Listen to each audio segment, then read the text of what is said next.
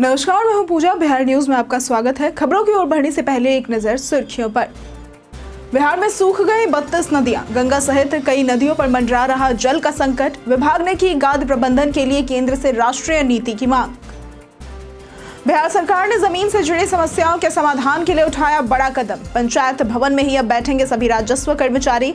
Biometric हाजिरी से मिली छूट। सड़क दुर्घटना में मदद करने वालों को सरकार कर रही सम्मानित। गणतंत्र दिवस और स्वतंत्रता दिवस पर दिया जाता है सम्मान। मई 2015 से लागू हुई थी योजना। बिहार रूरल लीग के लिए ऑनलाइन रजिस्ट्रेशन प्रक्रिया होगी शुरू। 10,000 युवा खिलाड़ियों का होगा चयन। बीआरएल में कुल 649 मैचों का होगा आयोजन। आरसीबी इवेंट के दौरान हुए हादसे पर आया विराट कोहली का रिएक्शन। कहा, बेंगलुरु हादसे ने दिल तोड़ दिया। आरसीबी ने सभी समर्थकों से की सुरक्षा का ध्यान रखने की अपील। चलिए अब बढ़ते हैं शाम तक की बड़ी खबरों की ओर विस्तार से। पंचायत भवन में ही अब बैठेंगे सभी राजस्व कर्मचारी। बिहार सरकार ने जमीन से जुड़ी समस्याओं के त्वरित समाधान के लिए बड़ा कदम उठाया है। अब राजस्व कर्मियों को अनिवार्य रूप से पंचायत सरकार भवनों में बैठना होगा। विभाग ने पंचायतों में राजस्व कर्मियों को जरूरी उपकरण, लिपिक और प्रिंटर उपलब्ध कराने की बात कही है। बायोमेट्रिक हाजिरी से उन्हें छूट दी गई है। कर्मियों को मोबाइल खरीद के लिए प्रतिपूर्ति, बेहतर वेतनमान यानी कि ग्रेड पे 2800 और नया पदनाम सहायक राजस्व अधिकारी मिलेगा। प्रोन्नति कोटे को 25% से बढ़ाकर 33% किया गया है। हड़ताल पर गए कर्मियों पर अनुशासनात्मक कार्रवाई खत्म कर दी गई है और अवकाश में तब्दील कर दिया गया है। विभाग ने कर्मचारियों को बिना वार्ता हड़ताल न करने की हिदायत दी है। संघ ने सरकार के इस निर्णय की सराहना की है और जनता की सेवा में सहयोग का वादा किया है। बिहार में सूख गई 32 नदियां, 18 में पानी तक नहीं। बिहार की 50 से अधिक नदियां संकट में हैं, जिनमें से 32 पूरी तरह से सूख चुकी है और 18 में पानी मापने लायक भी नहीं बचा है। हैरानी की बात यह है कि स्थिति तब है जब इस साल प्री मानसून में सामान्य से 5% अधिक बारिश हुई है। गंगा, सोन, बागमती, करेह जैसी प्रमुख नदियां भी संकट में हैं। जल संसाधन विभाग की रिपोर्ट के मुताबिक राज्य के 22 जिलों में हालात खराब है, जिनमें नालंदा सबसे ज्यादा प्रभावित है। विशेषज्ञों के अनुसार भूजल दोहन, गाद जमा होना, अतिक्रमण और जंगलों की कटाई जैसी वजह इसके पीछे है। विभाग ने गाद प्रबंधन के लिए केंद्र से राष्ट्रीय नीति की मांग की है। जल विशेषज्ञ दिनेश मिश्र ने रिचार्ज योजनाओं की कमी को मुख्य कारण बताया है। 5 साल पहले जहां केवल 5 नदियां सूखी थी, आज वो संख्या 50 से भी ज्यादा हो गई है, जो कि बेहद चिंताजनक है। बिहार रूरल लीग के लिए ऑनलाइन रजिस्ट्रेशन प्रक्रिया होगी शुरू। बिहार क्रिकेट संघ यानी कि बीसीए ने बिहार रूरल लीग यानी कि बीआरएल 2024-25 के आयोजन की रूपरेखा तैयार की है। पटना में हुई बैठक में अध्यक्ष राकेश तिवारी के नेतृत्व में जिला स्तरीय टैलेंट हंट और सुपर लीग की रणनीतियों पर चर्चा हुई। इस टूर्नामेंट का उद्देश्य ग्रामीण और युवा क्रिकेट प्रतिभाओं को मंच प्रदान करना है। 13 से 23 वर्ष के लगभग 10,000 खिलाड़ी इसमें भाग लेंगे। प्रत्येक जिले में 16 टीमों के लिए टैलेंट हंट होंगे, जिसमें कुल 570 मैच खेले जाएंगे। इसके बाद विजेता टीमों से 38 टीमों का गठन होगा, जो सुपर लीग में 79 मैच खेलेंगी। कुल मिलाकर 649 मैचों का आयोजन होगा। इसमें पहले से रजिस्टर्ड या बीसीसीआई डोमेस्टिक खिलाड़ियों को हिस्सा लेने की अनुमति नहीं है। जल्द ही ऑनलाइन रजिस्ट्रेशन शुरू होगा। ये लीग बिहार के क्रिकेट ढांचे को मजबूत करने और नई प्रतिभाओं को अवसर देने की दिशा में महत्वपूर्ण कदम है।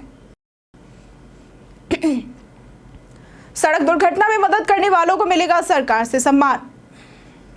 बिहार सरकार ने सड़क दुर्घटना में घायल व्यक्ति की मदद करने वाले गुड सैमरिटन को सम्मानित करने की पहल की है। दुर्घटना के बाद शुरुआती 1 घंटे को गोल्डन आवर माना जाता है, जब मदद से जान बचाई जा सकती है। ऐसे लोगों को सरकार 10,000 रुपए नगद, प्रमाण पत्र, शॉल और मोमेंटो से सम्मानित करती है। ये सम्मान हर साल गणतंत्र दिवस और स्वतंत्रता दिवस पर दिया जाता है। इस साल गणतंत्र दिवस पर 84 गुड सैमरिटन को सम्मानित किया गया, जिसमें सबसे अधिक 19 पूर्वी चंपारण के हैं। गुड सैमरिटन की पहचान अस्पताल या पुलिस द्वारा पावती रसीद के माध्यम से की जाती है। चयन के लिए जिला स्तर पर एक समिति गठित होती है, जिसमें जिला पदाधिकारी, पुलिस, स्वास्थ्य और परिवहन अधिकारी शामिल होते हैं।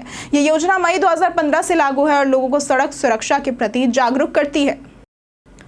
नीतीश सरकार ने पटना में ड्राई डॉक बनाने का लिया फैसला।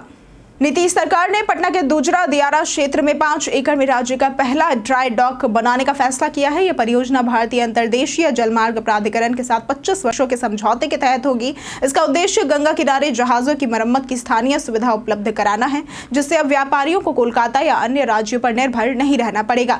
1 साल में तैयार होने वाले इस ड्राई डॉक से रोजगार बढ़ेगा और स्थानीय उद्योगों को बल मिलेगा। बिहार इंडस्ट्रीज एसोसिएशन ने इस पहल को राज्य के आर्थिक विकास के लिए महत्वपूर्ण बताया है। पटना के गाय घाट में पहले से रिवर पोर्ट है, लेकिन जहाज मरम्मत की सुविधा नहीं थी।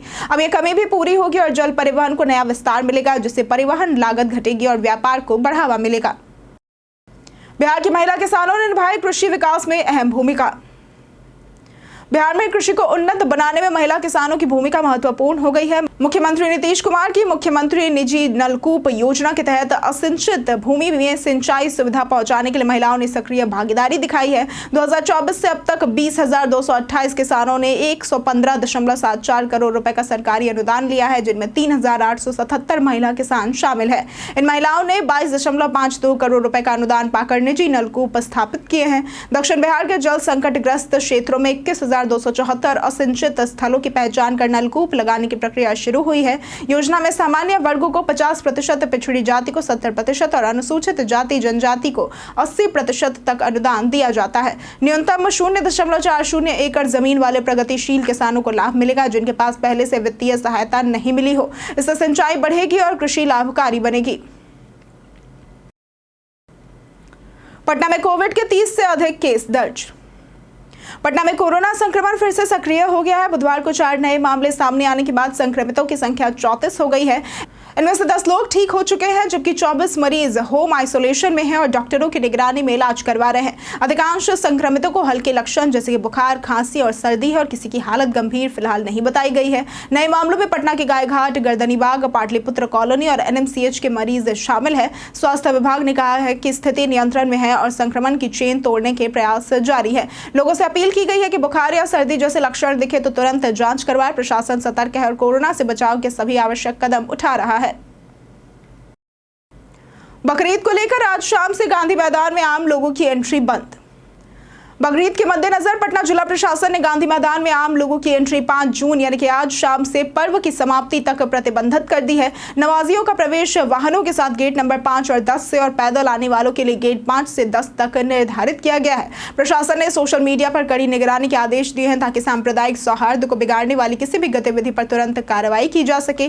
भीड़ प्रबंधन, यातायात और विधि व्यवस्था को लेकर सभी विभागों को अलर्ट मोड पर रखा गया है। आपात स्थिति में नागरिक 24/7 जिला नियंत्रण कक्ष 0612219810 या 2219-234 या फिर डायल 112 पर संपर्क कर सकते हैं। तैयारियां अंतिम चरण में है और सुरक्षा व्यवस्था को लेकर प्रशासन सतर्क है। मुजफ्फरपुर में पकड़ी गई नकली दवाओं की बड़ी खेप। बिहार में नकली दवाओं का कारोबार तेजी से बढ़ रहा है। खासकर मुजफ्फरपुर समेत पूरे प्रदेश में एंटीबायोटिक और बुखार की दवाओं की नकली खेप बाजार में आ रही है। औषधि नियंत्रण विभाग ने 3 बड़ी दवा कंपनियों के खिलाफ कड़ी कार्रवाई की है और जल्द ही एक कंपनी पर एनीमिया की नकली दवा मामले में मुकदमा दर्ज होगा। पकड़ी गई दवाओं के सैंपल को कोलकाता लैब में जांच के लिए भेजा गया है, जिसके बाद कंपनियों से जवाब मांगा जाएगा।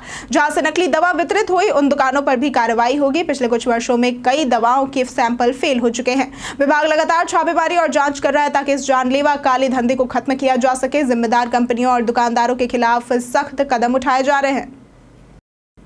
बिहार में सिख विरासत का प्रतीक प्रकाश पुंज का सौंदर्यीकरण पूरा। पटना साहिब के गुरु का बाग के पास 10 एकड़ में फैला प्रकाश पुंज पार्क का सौंदर्यीकरण कार्य पूरा हो गया है। बिहार राज्य पर्यटन विकास निगम ने तालाब का जीर्णोद्धार, लैंडस्केपिंग और सौर ऊर्जा से संचालित लाइटिंग, नौका विहार के लिए जेटी, वॉच टावर और शौचालय का निर्माण किया है। ये पार्क सिख इतिहास और संस्कृति का भव्य प्रतीक है, जिसमें गुरु गोविंद सिंह जी के 4 पुत्रों के नाम से 4 प्रवेश द्वार और 5 गोलाकार संरचनाएं हैं, जिन पर प्रमुख सिख तीर्थ स्थलों के मॉडल बने हैं। पार्क में एक संग्रहालय भी है जो गुरु गोविंद सिंह जी के जीवन, शिक्षाओं और ऐतिहासिक कार्य को चित्रों व डिजिटल माध्यमों से प्रदर्शित करता है। अब यह स्थल सिख श्रद्धालु और पर्यटकों के लिए आकर्षण का केंद्र बन गया है। बता दें कि विकास में अब तक 9.49 करोड़ रुपए खर्च हो चुके हैं और भविष्य में और सुविधाएं भी जोड़ी जाएंगी। आय से अधिक संपत्ति मामले में श्वेता मिश्रा के ठिकानों पर छापा।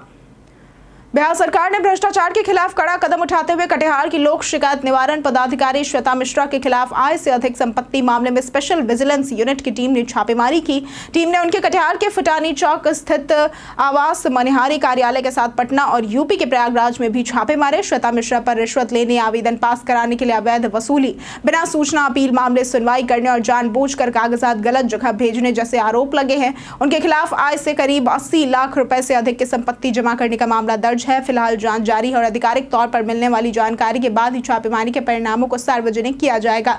यह कार्रवाई भ्रष्टाचार को खत्म करने और शासन में पारदर्शिता लाने के उद्देश्य से की गई है। संजय झा के नेतृत्व में विदेश दौरे से भारत लौटा प्रतिनिधिमंडल। जदयू के राष्ट्रीय कार्यकारी अध्यक्ष और राज्यसभा सांसद संजय कुमार झा के नेतृत्व में एक सर्वदलीय संसद प्रतिनिधिमंडल जापान, दक्षिण कोरिया, सिंगापुर, इंडोनेशिया और मलेशिया की यात्रा पूरी कर भारत लौट आया है। यात्रा का उद्देश्य ऑपरेशन सिंदूर और आतंकवाद के खिलाफ भारत की न्यू नॉर्मल नीति पर अंतर्राष्ट्रीय समर्थन जुटाना था। इस मिशन के तहत प्रतिनिधिमंडल ने 5 देशों में वरिष्ठ मंत्रियों, थिंक टैंकों और संस्थाओं से मुलाकात कर भारत का पक्ष मजबूती से रखा है। संजय झा ने सोशल मीडिया प्लेटफॉर्म एक्स पर जानकारी देते हुए कहा कि उन्हें इन देशों से व्यापक समर्थन मिला है और वे इस समर्थन से अभिभूत हुए हैं। ऑपरेशन सिंदूर के बाद पाकिस्तान से बढ़े तनाव के मद्देनजर ये दौरा कूटनीतिक रूप से बेहद अहम माना जा रहा है। इस यात्रा ने भारत की वैश्विक छवि को मजबूती देने का कार्य किया है। तेजस्वी यादव का पीएमसीएच अधीक्षक पर बड़ा हमला।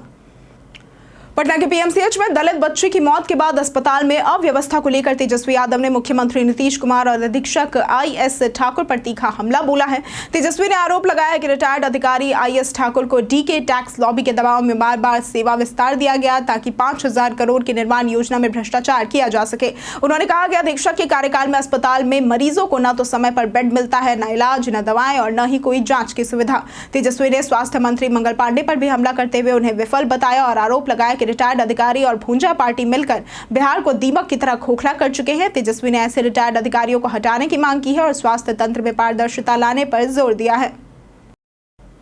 8 जून को चिराग पासवान की आरा में होगी बड़ी रैली। बिहार में विधानसभा चुनाव की तैयारियां तेज है और राजनीतिक पार्टियां सक्रिय हैं। एनडीए ने घोषणा की है कि मुख्यमंत्री नीतीश कुमार के नेतृत्व में 2025 का चुनाव लड़ा जाएगा। वहीं लोजपा रामविलास के चिराग पासवान को लेकर चर्चा जोरों पर है। कई पोस्टरों में चिराग को बिहार का नेतृत्व करने की मांग हो रही है। कहा जा रहा है कि 8 जून को आरा में चिराग की बड़ी रैली होगी, जहां वे अपनी चुनावी सीट का ऐलान कर सकते हैं। शुरुआती चर्चाएं थी कि वे अनारक्षित सीट से लड़ेंगे, जिसमें शेखपुरा का नाम था, लेकिन अब कार्यकर्ता शाहबाद की किसी भी सीट से चुनाव लड़ने की अपील कर रहे हैं। लोजपा प्रवक्ता राजेश भट्ट ने शाहबाद से चुनाव लड़ने का निमंत्रण दिया है। 8 जून की रैली में शाहबाद के 4 जिलों से भारी भीड़ आने की संभावना है और यह रैली विपक्ष को बड़ा संदेश देने वाली मानी जा रही है। आरसीबी इवेंट के दौरान हुए हादसे पर आया विराट कोहली का पहला रिएक्शन। बेंगलुरु में आरसीबी के विजय जश्न के दौरान हुई भगदड़ से 11 लोगों की जान चली गई और 50 से अधिक घायल हो गए। विराट कोहली ने इस दुखद घटना पर गहरा दुख जताते हुए कहा कि उनके पास शब्द नहीं है और वे पूरी तरह से टूट चुके हैं। आरसीबी ने आधिकारिक बयान जारी कर शोक व्यक्त किया और प्रभावित परिवारों के प्रति संवेदनाएं जताई। उन्होंने बताया कि जैसे ही घटना की जानकारी मिली, उन्होंने अपने कार्यक्रम में बदलाव किया और स्थानीय प्रशासन के निर्देशों का पालन किया। मंगलवार को आरसीबी ने अहमदाबाद में आईपीएल 2025 का फाइनल पंजाब किंग्स को हराकर पहली बार ट्रॉफी जीती थी। बेंगलुरु में विजयोत्सव के लिए आयोजित परेड और स्टेडियम में इवेंट में भारी भीड़ जमा हुई, जिससे नियंत्रण खो गया और भगदड़ मच गई। आरसीबी ने सभी समर्थकों से सुरक्षा का ध्यान रखने की अपील की है। बीते दिन हमारे द्वारा पूछे गए सवाल का जवाब आप लोगों में से बहुत लोगों ने हमारे कमेंट सेक्शन में लिख कर दिया है। जिन्होंने हमारे द्वारा पूछे गए सवाल का जवाब दिया है उनके नाम है परवेज आलम, राकेश मिश्रा, रंजीत मिश्रा, कृष्णदेव, लता राय, अनवर करीम खान, राजकिशोर महतो, रवि मोहन वर्मा, प्रमिला कुमारी, नौशाद रजा, जितेंद्र ठाकुर, सोमी कुमार, राम बाबू दास, अमित कुमार और रामशंकर सिंह। इसके साथ बढ़ते हैं आज के सवाल की ओर। आज का सवाल है, क्या आपके क्षेत्र के स्कूलों में बच्चों के लिए डिजिटल शिक्षा का कोई प्रावधान है? आप अपना जवाब हमें हमारे कमेंट सेक्शन में लिखकर जरूर बताएं। आज के लिए सिर्फ इतना ही। बिहार के तमाम खबरों के साथ बने रहने के लिए देखते रहे बिहारी न्यूज़ और साथ ही अगर आप यूट्यूब चैनल पर देख रहे हैं तो चैनल को सब्सक्राइब करें और अगर आप फेसबुक पेज पर देख रहे हैं तो लाइक और फॉलो जरूर करें।